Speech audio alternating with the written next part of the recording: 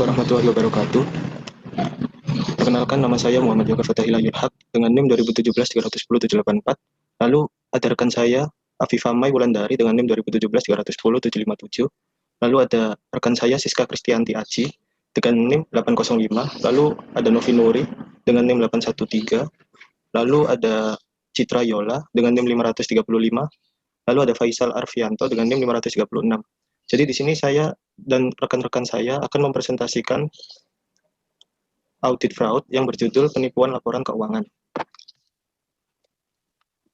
Jadi di dalam audit fraud, financial statement fraud, yaitu kecurangan laporan keuangan, dapat didefinisikan sebagai kecurangan yang dilakukan oleh manajemen dalam bentuk salah satu material laporan keuangan yang merugikan investor dan kreditor. Kecurangan ini dapat bersifat finansial atau kecurangan non-finansial. Fraud atau kecurangan ini adalah suatu tindakan yang dilakukan secara sengaja dengan tujuan pribadi yang mengakibatkan kerugian pada sebuah perusahaan. Pada sebagian perusahaan, kecurangan dilakukan dengan income smoothing, earning management, dan kecurangan melalui manipulasi data. Adapun pengertian menurut Albert et al. Di dalam bukunya, fraud diartikan yaitu istilah umum dan mencakup bermacam-macam arti di mana kecerdikan manusia dapat menjadi alat yang dipilih seseorang untuk mendapatkan keuntungan dari orang lain dengan representasi yang salah. Lalu slide selanjutnya yaitu masalah keuangan pernyataan penipuan. Jadi di sini ada beberapa macam masalah keuangan pernyataan penipuan. Yang pertama yaitu rekayasa yang mempermalukan. Lalu yang kedua yaitu penipuan pada konsumen nasabah. Yang ketiga pengendalian internal tidak ada. Lalu pegawai bekerja tanpa memikirkan kejujuran dan integritas mereka. Lalu model manajemen sendiri melakukan kecurangan, tidak efisien, serta tidak taat terhadap hukum dan peraturan yang berlaku. Adapun cara agar meminimalisir risiko pernyataan penipuan. Yang pertama yaitu memperketat pelaksanaan SOP, lalu menciptakan kultur perusahaan yang baik, audit internal perusahaan, dan menggunakan software akuntansi yang dapat diandalkan. Lalu slide selanjutnya yaitu penipuan laporan keuangan dalam beberapa tahun terakhir. Jadi di sini saya mengambil contoh di dalam Indonesia yaitu perusahaan PT Jiwasraya yang baru-baru ini heboh karena masalah kecurangan fraud. Jadi di dalam PT Jiwasraya ini PwC atau yang biasa disebut PricewaterhouseCoopers. Jadi ini PwC ini adalah kantor audit eksternal.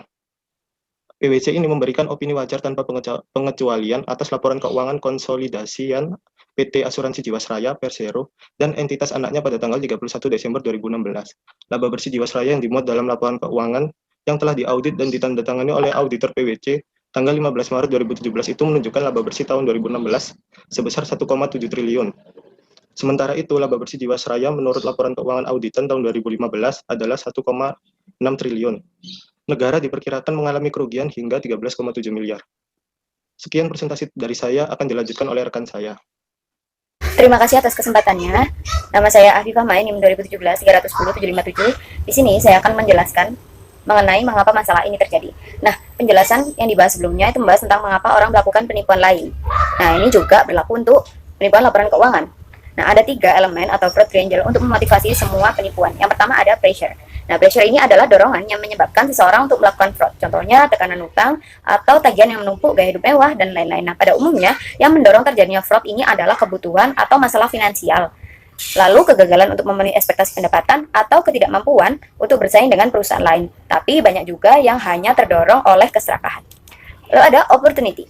Nah, opportunity adalah peluang yang memungkinkan fraud itu terjadi. Nah, biasanya disebabkan karena internal kontrol suatu organisasi yang lemah, kurangnya pengawasan, atau penyalahgunaan wewenang. Nah, di antara 3 elemen fraud triangle, opportunity ini merupakan elemen yang paling memungkinkan untuk diminimalisir melalui penerapan proses, prosedur, dan kontrol, dan juga upaya deteksi dini terhadap fraud.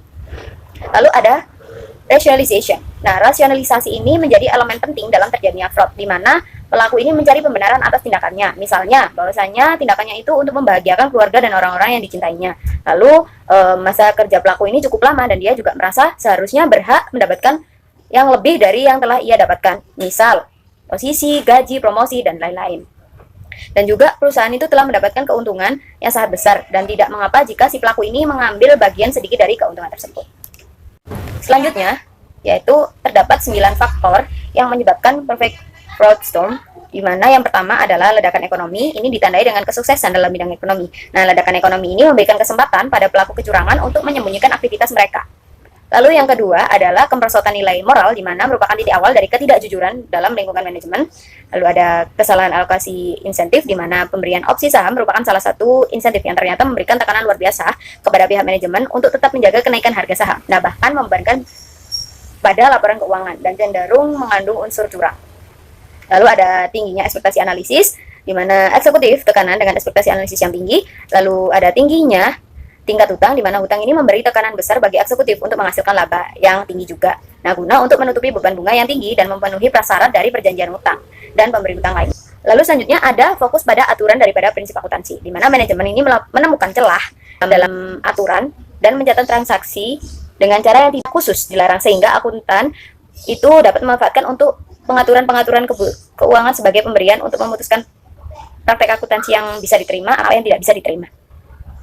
Lalu ada kecurangan independensi auditor, di mana perilaku opportunity dari perusahaan atau manajemen itu untuk memperoleh keuntungan yang sangat mengurangi independensi auditor.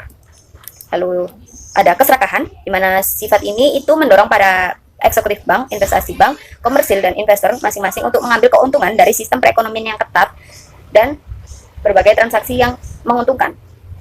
Lalu yang kesembilan adalah kegagalan pendidik, di mana di sini pendidik tidak memberikan pendidikan etika yang cukup, lalu tidak mengajarkan pemahaman tentang kecurangan.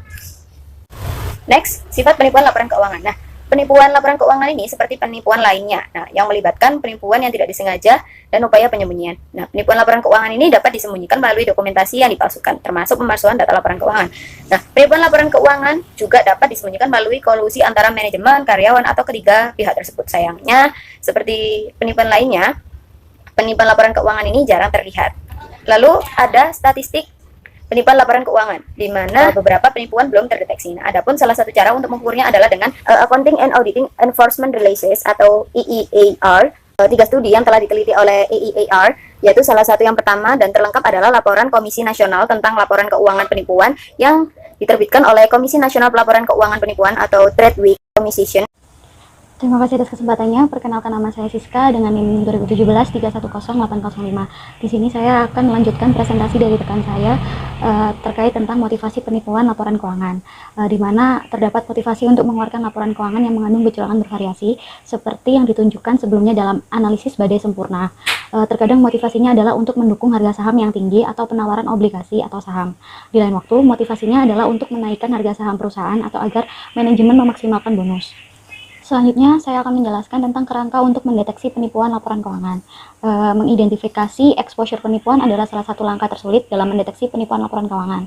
Mengidentifikasi exposure dengan benar itu berarti bahwa Anda harus memahami dengan jelas operasi dan sifat organisasi yang Anda pelajari, serta sifat industri dan kompetitornya.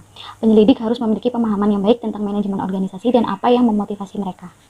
Selanjutnya terkait dengan manajemen dan direksi, seperti yang ditunjukkan dalam statistik yang disajikan sebelumnya, manajemen puncak hampir selalu terlibat ketika terjadi kecurangan laporan keuangan, tidak seperti penggelapan dan penyalahgunaan. Penipuan laporan keuangan biasanya dilakukan oleh orang-orang tertinggi dalam suatu organisasi, dan paling sering atas nama organisasi sebagai kebalikan dari organisasi. Secara khusus, 3 aspek manajemen harus diselidiki sebagai berikut, yang terdiri dari 3 bagian. Yang pertama adalah latar belakang manajemen, yang kedua adalah motivasi manajemen, dan yang terakhir adalah pengaruh manajemen dalam pengambilan keputusan untuk organisasi. Selanjutnya terkait dengan latar belakang manajemen. Sehubungan dengan latar belakang, penyelidik penipuan harus memahami jenis organisasi dan situasi apa yang dikaitkan dengan manajemen dan direktur di masa lalu. Dengan World Wide Web saat ini, sangat mudah untuk melakukan penelusuran sederhana pada individu. Salah satu caranya yang sangat mudah adalah dengan mengetikkan nama individu di Google atau mesin telusur lain untuk melakukan penelusuran secara cepat. Selanjutnya terkait dengan motivasi manajemen. Apa yang memotivasi direksi dan manajemen juga penting untuk diketahui. Apakah nilai pribadi mereka terikat dalam organisasi, apakah mereka berada di bawah tekanan untuk memberikan hasil yang tidak realistis, atau apakah kompensasi mereka terutama berdasarkan kinerja, apakah mereka memiliki kebiasaan mengarahkan Wall Street ke ekspektasi yang semakin tinggi, atau apakah mereka tumbuh melalui akuisisi atau melalui sarana internal, atau apakah ada perjanjian utang atau tindakan keuangan lainnya yang harus dipenuhi, atau apakah pekerjaan manajemen beresiko. Pertanyaan-pertanyaan ini merupakan contoh dari apa yang harus ditanyakan dan dijawab untuk memahami motivasi manajemen dengan benar. Banyak penipuan laporan keuangan telah dilakukan karena manajemen perlu melaporkan pendapatan positif atau tinggi untuk mendukung harga saham, menunjukkan pendapatan positif untuk saham publik atau penawaran utang, atau maupun melaporkan keuntungan untuk memenuhi peraturan atau pembatasan pinjaman. Selanjutnya saya akan menjelaskan terkait pengaruh manajemen dalam membuat keputusan untuk organisasi. Kemampuan manajemen untuk mempengaruhi keputusan bagi organisasi penting untuk dipahami karena melakukan kecurangan jauh lebih mudah ketika satu atau dua individu memiliki kekuatan pengambilan keputusan utama daripada ketika sebuah organisasi memiliki kepemimpinan yang lebih demokratis.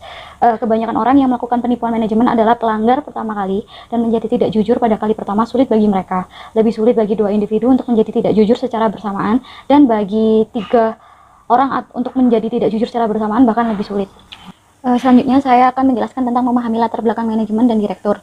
Di dalam memahami latar belakang manajemen dan direktur terdapat beberapa pertanyaan terkait dengan yang pertama, apakah ada eksekutif kunci atau anggota dewan yang pernah dikaitkan dengan organisasi lain? Jika ya, apa sifat organisasi dan hubungan itu? Dan yang kedua adalah apakah anggota kunci manajemen dipromosikan dari dalam organisasi atau direkrut dari luar? Dan yang ketiga adalah apakah ada anggota manajemen kunci yang memiliki masalah peraturan atau hukum di masa lalu, baik secara pribadi atau dalam organisasi tempat mereka terkait? Dan yang keempat, apakah ada perubahan signifikan dalam susunan manajemen atau dewan direksi? Dan yang kelima, terkait apakah ada pergantian manajemen dan atau anggota dewan yang tinggi? Dan yang keenam, terkait dengan apakah ada pengurus yang berlatar belakang kriminal? Dan yang selanjutnya adalah apakah ada masalah lain yang terkait dengan latar belakang anggota kunci manajemen dan dewan direksi? Dan selanjutnya terkait apakah sebagian besar anggota dewan independen? Dan yang selanjutnya adalah apakah ketua dewan direksi terpisah dari CEO, dan apakah perusahaan memiliki komite audit, kompensasi, dan nominasi independen? Selanjutnya saya akan menjelaskan terkait memahami apa yang memotivasi manajemen dan dewan direksi. Terdapat beberapa pertanyaan terkait dengan memahami apa yang memotivasi manajemen dan dewan direksi. Yang pertama adalah apakah nilai pribadi dari salah satu eksekutif kunci terikat dalam organisasi, dan apakah manajemen berada di bawah tekanan untuk memenuhi pendapatan atau ekspektasi keuangan lainnya, dan apakah kompensasi manajemen terutama berdasarkan kinerja, dan apakah ada perjanjian hutang yang signifikan atau batasan keuangan lainnya yang harus dipenuhi oleh manajemen, dan yang selanjutnya apakah keamanan kerja anggota kunci manajemen berada dalam resiko serius, dan apakah kinerja keuangan organisasi yang dilaporkan menurun, dan apakah ada kepentingan yang berlebihan oleh manajemen dalam mempertahankan atau menaikkan harga saham entitas, dan apakah manajemen memiliki insentif untuk menggunakan cara yang tidak tepat untuk meminimalkan laba yang dilaporkan karena alasan pajak, dan yang terakhir, apakah ada masalah penting yang terkait dengan motivasi manajemen dan anggota dewan. Baik, selanjutnya saya akan menjelaskan terkait memahami tingkat pengaruh anggota utama manajemen dan atau direksi yang terdiri dari beberapa pertanyaan. Yang pertama adalah siapakah anggota kunci manajemen dan dewan direksi yang paling berpengaruh? Dan yang kedua, apakah satu atau dua orang kunci memiliki pengaruh dominan dalam organisasi? Dan yang ketiga, apakah gaya manajemen organisasi lebih otokratis atau demokratis? Dan yang keempat, apakah manajemen organisasi tersentralisasi atau desentralisasi? Dan yang kelima, apakah manajemen menggunakan cara yang tidak efektif untuk mengkomunikasikan dan mendukung nilai atau etika entitas, atau apakah mereka mengkomunikasikan nilai atau etika yang tidak tepat? Dan yang keenam, apakah manajemen gagal untuk mengoreksi kondisi dilaporkan yang diketahui dalam pengendalian internal secara tepat waktu? Dan yang ketujuh, apakah manajemen menetapkan target keuangan dan pengeluaran yang terlalu agresif untuk personel operasi? Dan yang kedelapan, apakah manajemen memiliki terlalu banyak keterlibatan atau pengaruh atas pemilihan prinsip akuntansi atau penentuan estimasi signifikan? Dan yang terakhir, apakah ada masalah signifikan lainnya yang terkait dengan tingkat pengaruh anggota kunci manajemen dan dewan direksi? Sekian presentasi dari saya, selanjutnya akan dijelaskan oleh rekan saya.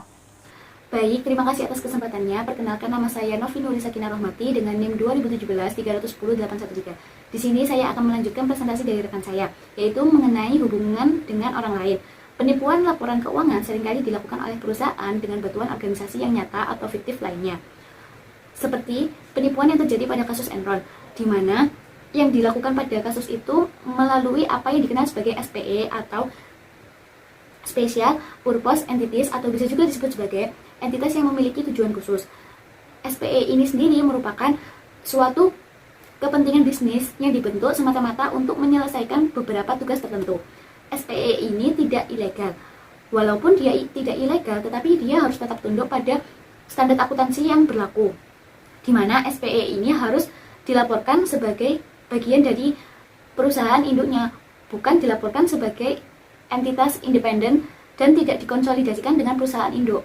Nah, SPE ini dapat dikatakan independen jika memiliki dua kriteria, yaitu yang pertama, ketika investor pada pihak ketiga yang independen ini melakukan penyertaan modal substantif yang memiliki nilai minimal 3% dari aset SPE itu sendiri. Lalu yang kedua, ketika investor pada pihak ketiga ini benar-benar beresiko. Selanjutnya saya akan membahas mengenai hubungan dengan lembaga keuangan.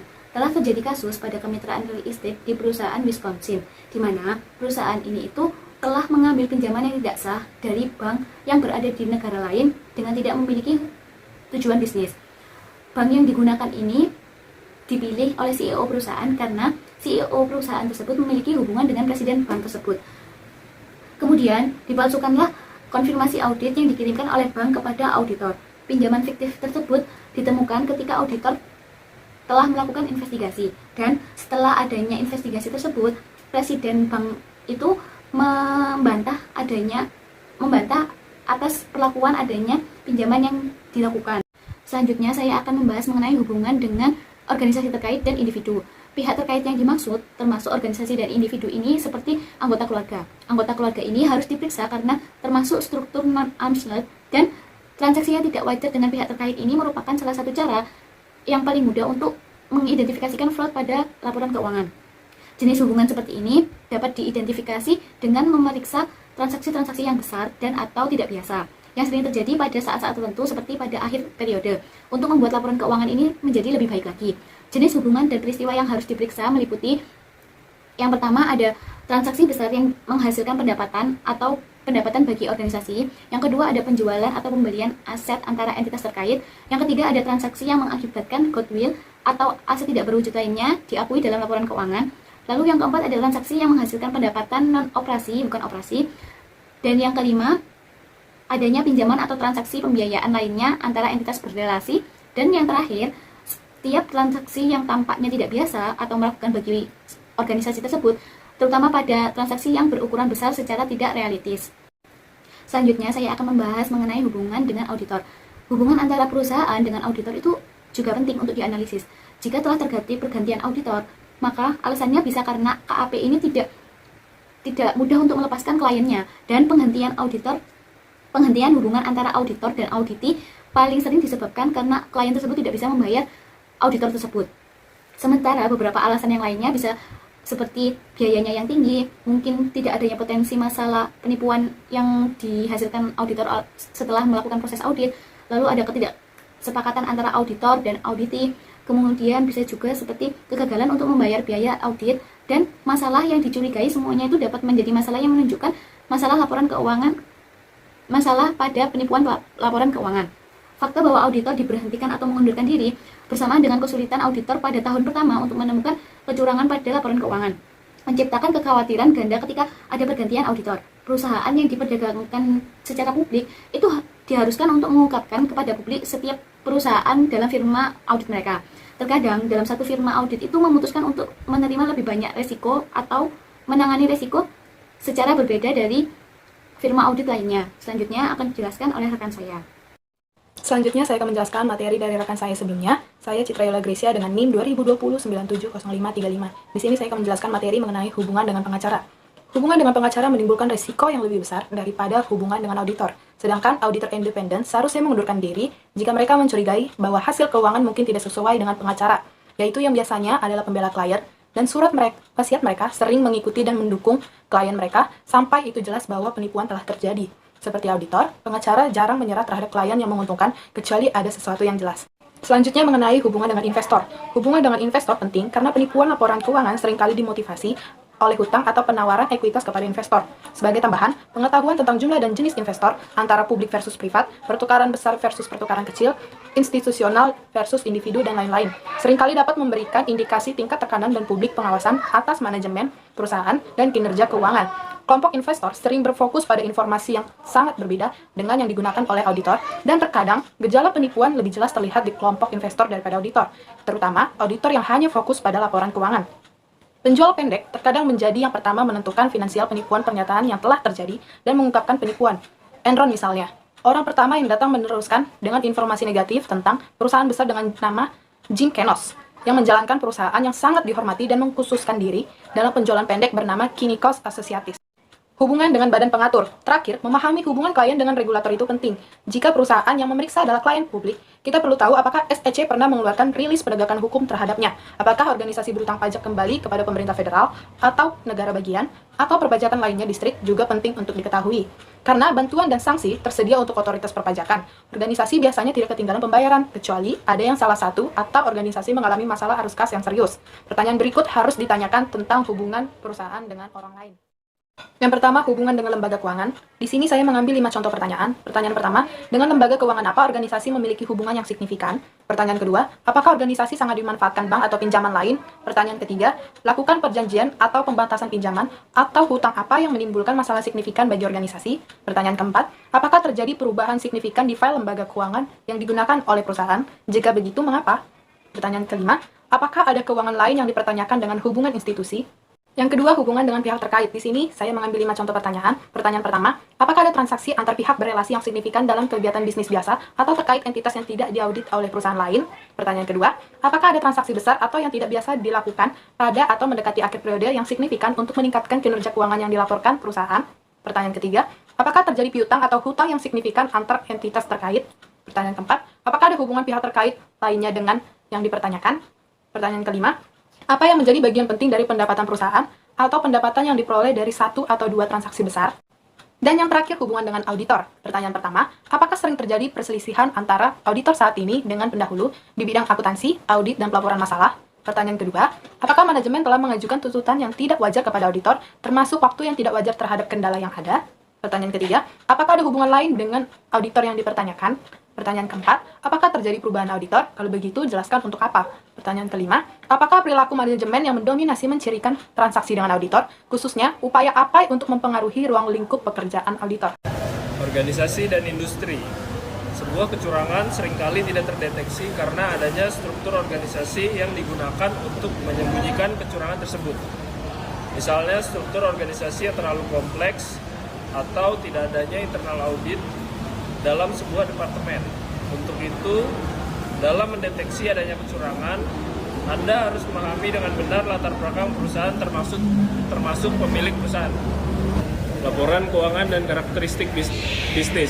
Untuk mendeteksi terjadinya kecurangan, Anda bisa melakukan pemeriksaan beberapa laporan keuangan, mulai dari rekening pendapatan, aset, kewajiban, pengeluaran, hingga ekuitas. Biasanya tanda kecurangan akan terdeteksi dengan melihat adanya perubahan dalam laporan keuangan. Sekian presentasi dari kelompok kami, kurang lebihnya mohon maaf. Wassalamualaikum warahmatullahi wabarakatuh.